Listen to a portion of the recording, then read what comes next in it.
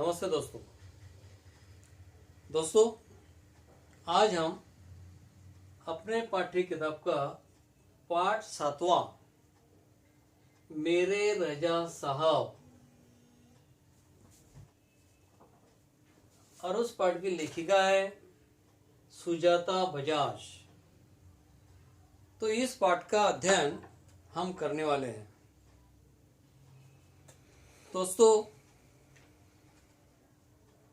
इस पाठ में रजा साहब का वर्णन कि जो भारतीय प्रसिद्ध चित्रकार थे उनका वर्णन उन्होंने इसमें किया है। उनका संस्मरण, उनकी यादें हमारे सामने व्यक्त किए इस पाठ के जरिए, पाठ के माध्यम से। तो दोस्तों पाठ शुरू करने से पहले हम लेखिका का परिचय ये जानना चाहते हैं। तो दोस्तों इसमें लेखिका जो है सुजाता बजाज, उनका जन्म 1958 जयपुर राजस्थान में हुआ और लेखिका सुजाता बजाज जी ने मेरे रजा साहब यह भारतीय चित्रकार जो श्रेष्ठ कोटि की चित्रकार थे उनका वर्णन इस पाठ में बताया है। तो पहले हम लेखिका सुजाता बजाज जी का वर्णन जानते हैं। सुजाता बजाज जी एक प्रसिद्ध चित्रकार है। क्योंकि रजा साहब जैसे प्रसिद्ध चित्रकार है वैसे सुजाता बजाज भी एक भारतीय चित्रकार थी। आजकल आप पेरिस में रहती हैं, अब वो पेरिस में रहने लगे। आपके चित्र एक एवं मूर्ति कला भारतीय रंग में डूबी हुई रहती है। आपके चित्रों एवं मूर्तियों पर प्राचीन संस्कृति एवं कला की छाप दिखाई पड़ती है। तो दोस्तों उनकी चित्रकारिता में जो मूर्तियां वो बनाते थे उसमें भारतीय संस्कृति, उनकी छाप, प्राचीन कला की एक जीती जागती मिसाल मूर्ति उसमें दिखाई देती है। आपने अपनी कला में ऐसी दुनिया का सृजन किया है। सृजन का मतलब नया निर्माण करना, सृजन नया से शुरू करना, नई निर्मिति, जिसमें सादगी भी है और रंगीन भी है, खुशी भी है और गम भी है, कि सभी बातों का समावेश उनकी कलाकारी में हमें दिखाई देता है। दोस्तों सुजाता बजाज जी की प्रमुख कृतियां हैं। सुजाता जी द्वारा बनाए गए गणेश जी के चित्रों पर आधारित एक पुस्तक भी प्रकाशित है। दोस्तों कि उन्होंने गणेश जी की मूर्तियां, उनके सारे चित्रों में से गणेश जी की मूर्तियों के चित्र बहुत ज्यादा वे बनाते थे, इसलिए वह भी एक प्रसिद्ध चित्रकार के रूप में जाने जाते हैं। तो दोस्तों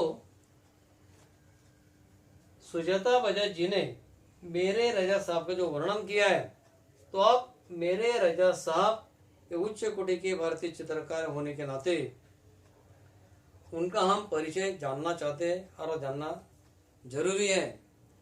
तो बजाज जी ने कहा है, सुजाता बजाज जी ने, कि दोस्तों प्रसिद्ध चित्रकार डॉक्टर सैयद हैदर रजा, रजा साहब का पूरा नाम डॉक्टर सैयद हैदर रजा, ये उनका पूरा नाम है। उनका यह संस्मरण है, उनकी यह यादें हैं कि जो सुजाता बजाज जी ने हमें बताई है, सुनाई है। तो दोस्तों उनकी यादें कौन सी है कि सुजाता बजाज जी ने कहा है कि उनकी जो यादें हैं वो मैं आपको बता रही हूँ। तो कौन कौन सी यादें हैं, इस बात का संस्मरण लेकिन लेखिका ने हमारे सामने रखा है। तो उनकी यादें कौन सी है, कौन कौन से प्रसंगों में सुजाता बजाज जी ने और रजा साहब ने आमने सामने कार्य किया है, वह सारी यादें वो आप बता रही है। वे बहुत ही प्रसिद्ध चित्रकार है। डॉक्टर सैयद हैदर रजा जो है, रजा साहब प्रसिद्ध चित्रकार है। ये हम इस पाठ के माध्यम से देखते हैं। लेखिका ने कहा है दोस्तों कि सुजाता बजाज जी के ज़्यादातर गणपति के चित्र है। सुजाता बजाज जो चित्रकार है, प्रसिद्ध चित्रकार, कि उन्होंने ज़्यादातर गणपतियों की मूर्तियां और गणपति के चित्र ज़्यादा करके बनाए हैं। सुजाता बजाज जी के ज़्यादातर गणपति के चित्र है। इन्हें पेंटिंग बनाने में ज़्यादा इंटरेस्ट है, इसलिए वह भी ज़्यादा प्रसिद्ध है। पेंटिंग, कलाकारी, ड्राइंग बनाने में उन्हें बहुत मज़ा आता था, इंटरेस्ट था, लगाव था, रुचि थी, प्रेम था, आवड़ थी।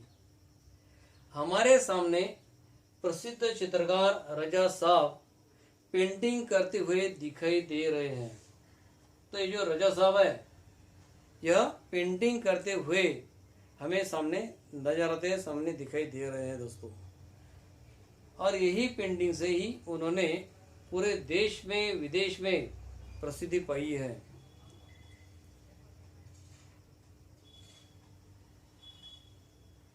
कुछ यादें हमारे सामने रखी है। मशहूर चित्रकार, भारत के सबसे महंगे मॉडर्न आर्टिस्ट में से वह एक है। रजा साहब की मशहूर चित्रकार है, फिर भी भारत के सबसे महंगे मॉडर्न आर्टिस्ट में से वह एक है। तो दोस्तों, इतनी उच्च कोटि के कलाकार, उनका यह संस्मरण है, यादें हैं। दोस्तों, रजा साहब यानी सैयद हैदर रजा उर्फ एस.एच. रजा, एस.एच. रजा, उनका जन्म 22 फरवरी 1922 में हुआ है।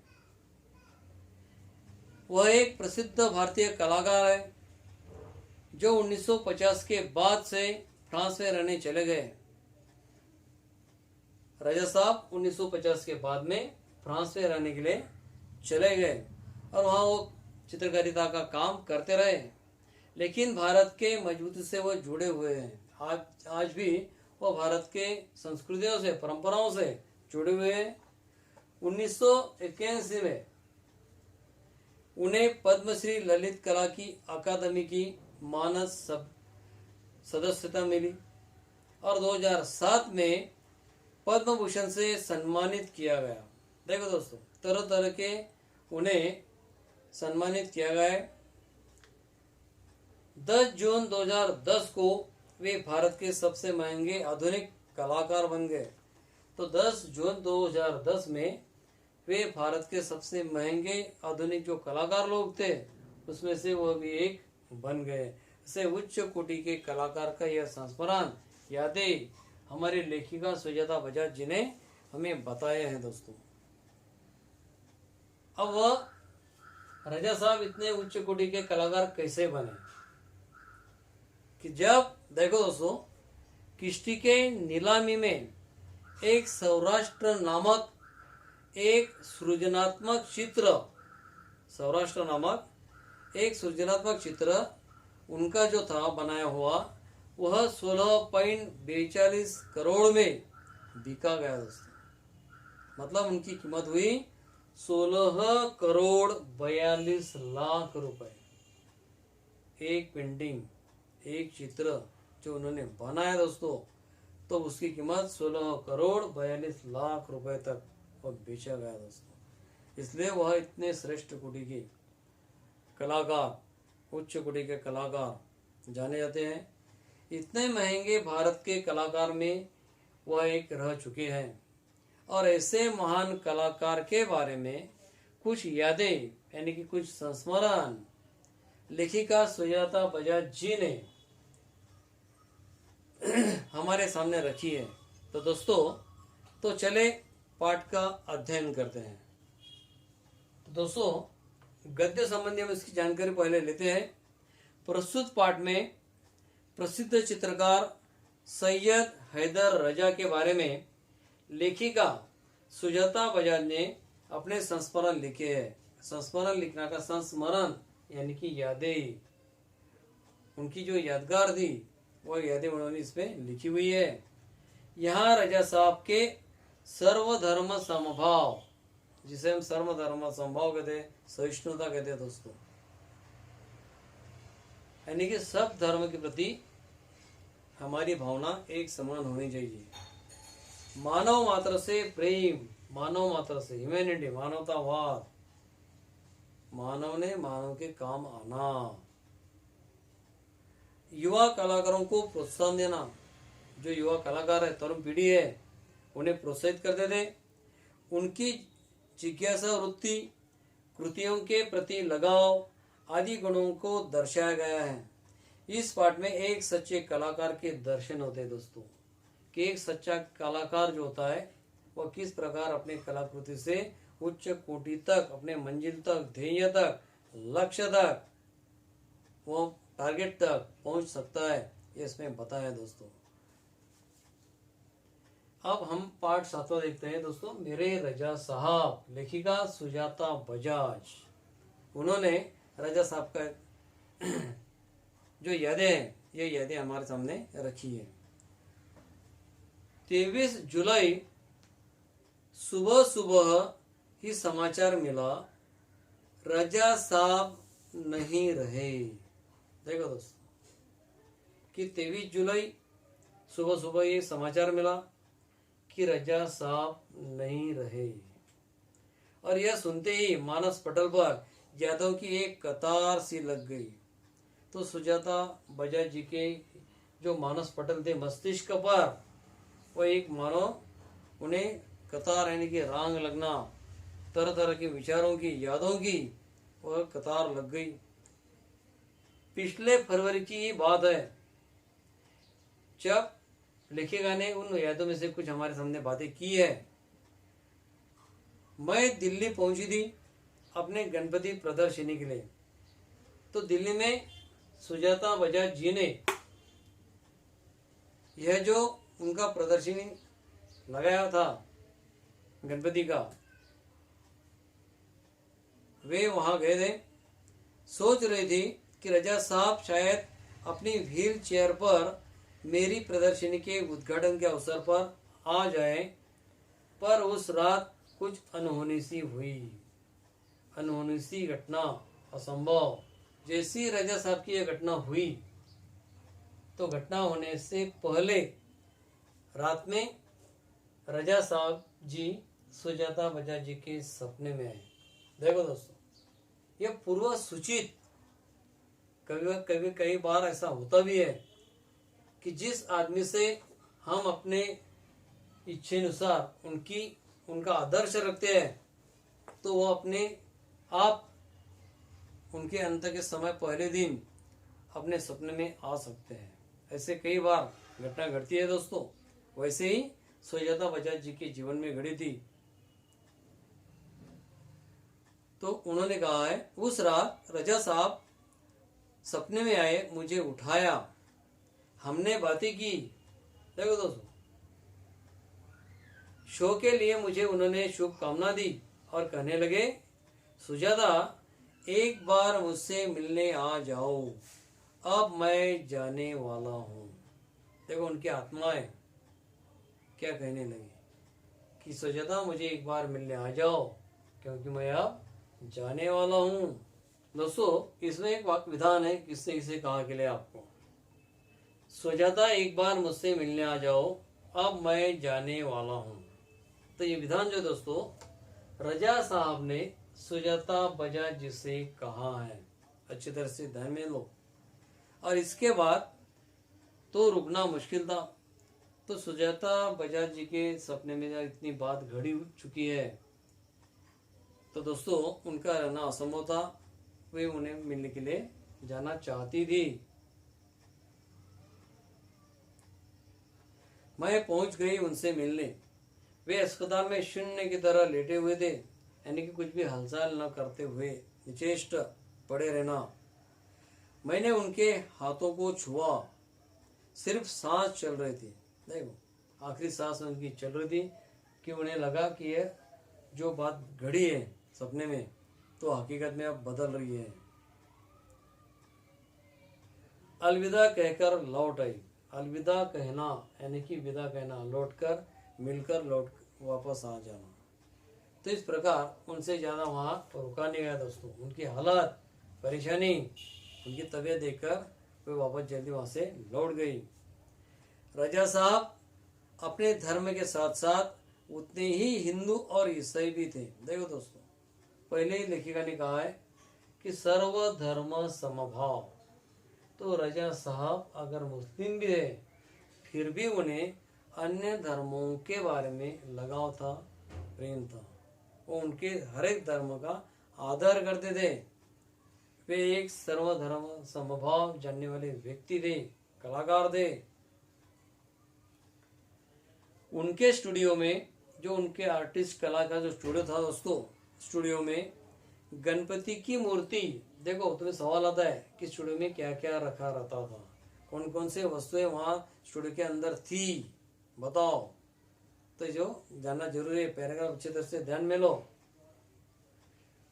उनके स्टूडियो में गणपति की मूर्ति, क्रॉस, बाइबल, गीता, कुरान, उनकी माँ का एक फोटो, गांधी जी की आत्मकथा व भारत से लाई हुई मोगरे की कुछ सूखी हुई मालाएं सब एक साथ रखा रहता था। ये सारी चीजें उनके स्टूडियो में रहती थी। कौन कौन सी चीजें हो, फिर से एक बार ध्यान दो। गणपति की मूर्ति, क्रॉस, बाइबल, गीता, कुरान, माँ का एक फोटो, गांधी जी की आत्मकथा, भारत से लाई हुई मोगरी की कुछ सूखी मालाएं, इतनी सारी चीजें वो अपने स्टूडियो में रखते थे। वे गणेश को भी पूजते थे और हर रविवार को सुबह चर्च भी जाया करते थे। अपने गणेश को भी पूजते थे और चर्च में भी रविवार के दिन जाते थे। एक दिन जहांगीर आर्ट गैलरी, दोस्तों यह जहांगीर आर्ट गैलरी जो है वो मुंबई में है। बहुत से चित्रों के प्रदर्शनी वहां लगे रहते हैं। एक दिन जहांगीर आर्ट गैलरी में प्रदर्शनी देखते हुए किसी ने कहा, अरे यह तो एस.एच. रजा है। रजा साहब का नाम है दोस्तों, एस.एच. रजा। मैं एकदम सावधान हो गई क्योंकि मेरी सूची में उनका भी नाम था। सुजाता बजाज जी की सूचियों में, अनुक्रमणिका में, यादियों में यह रजा साहब का भी नाम था। मैंने उनके पास जाकर कहा, रजा साहब आपसे बात करनी है। यह वाक्य भी किसने किसने कहा के लिए दोस्तों, निशान करो उस पर। रजा साहब आपसे बातें करनी है, सुजाता ने रजा साहब से कहा है। इतने ही रह गए। सुजाता बजाज जी ने रजा साहब से कहा कि मुझे आपसे बात करनी है। तो रजा साहब देखते रह गए। उन्होंने मुझे इंटरव्यू दिया। इंटरव्यू देना, इंटरव्यू यानी कि मुलाकात। हमने पिछले पार्ट में ये शब्द पढ़ा है दोस्तों, मुलाकात लेना, इंटरव्यू लेना। बहुत सारी बातें हुई। अचानक मुझसे पूछने लगे कि आप क्या क्या करती है। मैंने कहा, मैं कलाकार हूँ, पेंट करती हूँ। यह विधान भी उस पर निशान करो दोस्तों, किसने कहा के लिए है। मैं कलाकार हूँ, पेंट करती हूँ। तो यह विधान सुजाता ने रजा साहब से कहा है। वे तुरंत खड़े हो गए और कहने लगे, चलो तुम्हारा काम देखते हैं। मैं सोच में पड़ गई, मेरा काम तो पुणे में है। देखो दोस्तों, सुजाता बजाज जी मुंबई के आर्ट गैलरी में थी, वहाँ सारी पेंटिंग देख रही थी, प्रदर्शनी लगवाई थी, और वही वहाँ पर वो रजा साहब भी आ चुके थे। रजा साहब की इंटरव्यू ली, तब उन्होंने कहा कि ठीक है, चलो मैं तुम्हारा काम, तुम्हारे स्टूडियो में जाना चाहता हूँ, देखना चाहता हूँ। तो सुजाता बजाज जी अचंभे में गिरी कि उनकी आर्ट गैलरी जो थी, स्टूडियो था, वो कहाँ था, पुणे में, और वो मुंबई में थी। रजा साहब भी मुंबई में थे। तो उसने पुणे में कहते ही रजा साहब कहने लगे, तो चलो पुणे चले।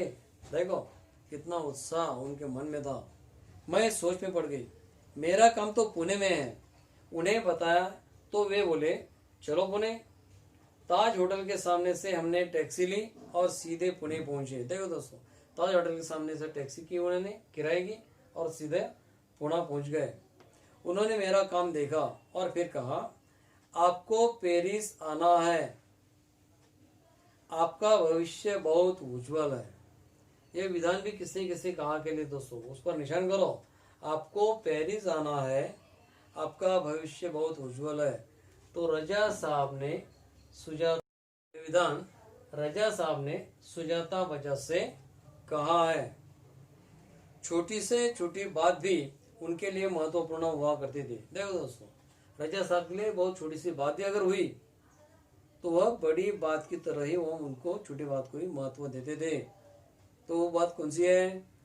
बड़ी तन्मयता और लगन के साथ वो काम करते थे सब कुछ। पेंटिंग बिकने के बाद पैकिंग में भी उनकी रुचि हुआ करती थी। देखो दोस्तों, उनकी पेंटिंग बेची जाती है तब वह उसे पैकिंग करते समय वो खुद किसी को न कहते हुए, किसी की मदद न लेते हुए वह खुद उसे संभाल कर उसे पैक करते थे दोस्तों। इतनी जान उनकी पेंटिंग में थी। देखो, पेंटिंग बिकने के बाद पैकिंग में भी उनकी रुचि हुआ करती थी। कोई इस काम में मदद करना चाहता तो मना कर देते थे, किसी को हाथ नहीं लगाने देते थे। बड़े करीने से मतलब व्यवस्थित रूप से, ठीक ढंग से रखना। बड़े करीने से धैर्य के साथ वे पैकिंग करते थे। कहते थे लड़की ससुराल जा रही है। देखो दोस्तों, जब लड़की अपने मायके से ससुराल जाती है तो माँ बाप उसके लिए जो कुछ सामान इकट्ठा करके पैकिंग करते हैं उसके ससुराल भेजने के लिए, उसके साथ तो जैसे संभाल कर रखते हैं उस सामान को। अब पैकिंग करते हैं तो हम सारे लोग परिवार की उसे मदद करते हैं।